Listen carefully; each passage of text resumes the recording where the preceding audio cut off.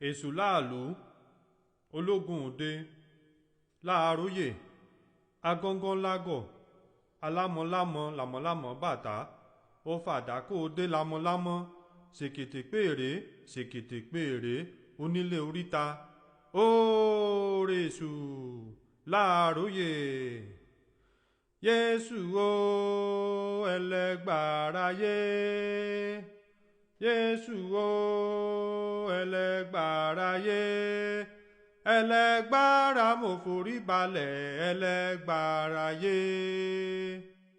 Èṣù o ẹlẹ́gbàrá yé, Kéṣù o ẹlẹ́gbàrá yé, ẹlẹ́gbàrá mo forí balẹ̀ ẹgbàrá gbó. Èṣùbàrà gbó mọ́júbà. All right, everybody. And now it's time to talk about Eshu Elegbara. Eshu, Elegba, Legba, Elegwa, Exu, Papa Legba. We're going to keep our conversation going about Orishas, planets, astrology, and herbalism, magical and medicinal herbalism. If you have not been watching this video series, please go back. Please remember that all the information that I'm sharing in this series is my own personal interest, stuff I'm interested in, stuff I think is cool. It is not associated with Haitian voodoo. It's not associated with Santeria. It's not associated with the Sheshe or the traditional African religion that I'm initiated in. I'm initiated in Haitian voodoo too. But this is my own personal thing, and I want to make that clear so I don't piss anybody off. So don't take this shit too seriously. Okay? So one of the most enigmatic,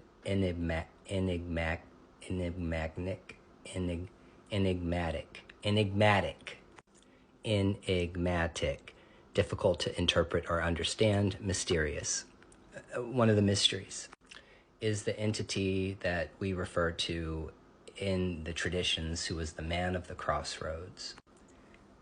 Probably the most important spirit entity anybody is going to come across or interact with in any African traditional religion that might be practiced in America and also in the diaspora.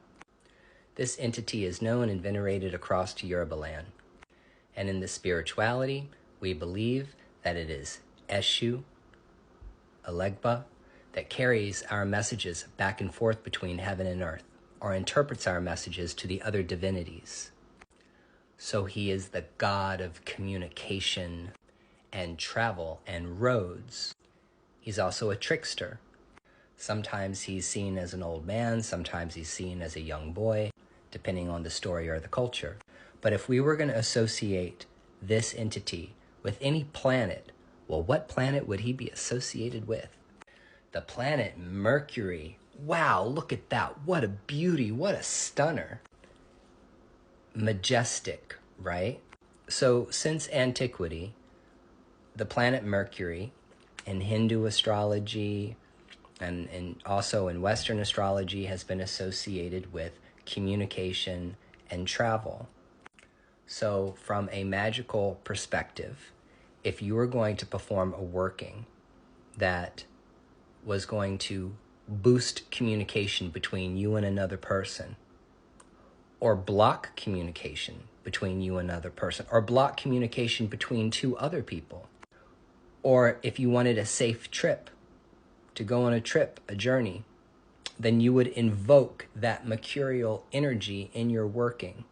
So in my Orisha lifestyle, I equate the planet Mercury with Eshu Elegbara. Mercury as a planet rules the sign of Gemini, and my rising sign, Virgo. You're not going to find another man on the planet that's more Virgo than me, okay? Because I'm petty as hell. So what does the planets and the signs have to do with herbs and herbalism, magical and medicinal herbalism? Well, once again, to reiterate, every single herb is associated with a planet. It has a planetary association. And all you have to do is open up ChatGPT or open up Google and ask, What herbs are associated with the planet Mercury? I'm going to tell you to go do that right now. For the most part, there's a general consensus about what herbs are associated with which planets. Why is this important? Because it's all energy. So if I want to do a working that is going to open up communication between me and another person or give me safe passage on a journey, I would want to do a working using the energy of Mercury. I would want to get all the mercurial plants and herbs and things that I can get and gather together in order to make my spiritual bath or make my spiritual soap or dress my candle or make my tea or however it is you practice your root work, herbalism, witchcraft, whatever. Your voodoo. This is called syncretizing or synchronization.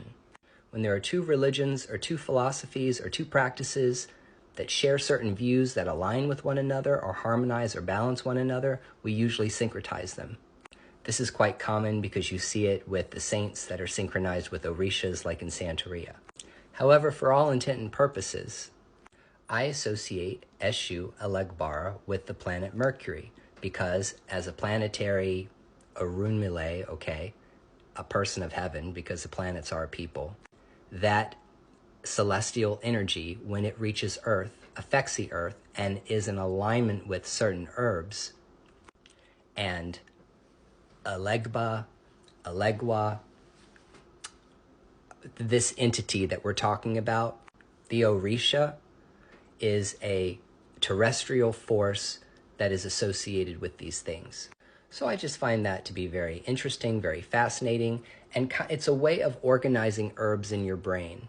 Let's say you're a Legba devotee, like I am. Let's just say you want to do some kind of working. Well, I can work with that Legba energy if I go ahead and round up all of the plants that are harmonized or associated with him, which to me is associated with the planet Mercury. Do you guys understand what I'm trying to say? Do you feel me? Are you getting what I'm putting down? So all we're talking about is categorizing energy. And what chakra would it be associated with? The throat chakra, the expression chakra, Vishuddha. So we've gone through the other base chakras, and now we've gotten all the way up to the throat. And because the throat chakra is associated with communication, classically, then we would associate the throat chakra with Eshu Elegbara, with Mercury and Mercury energy. And now we're going to move on to our next chakra, our next planet in Orisha.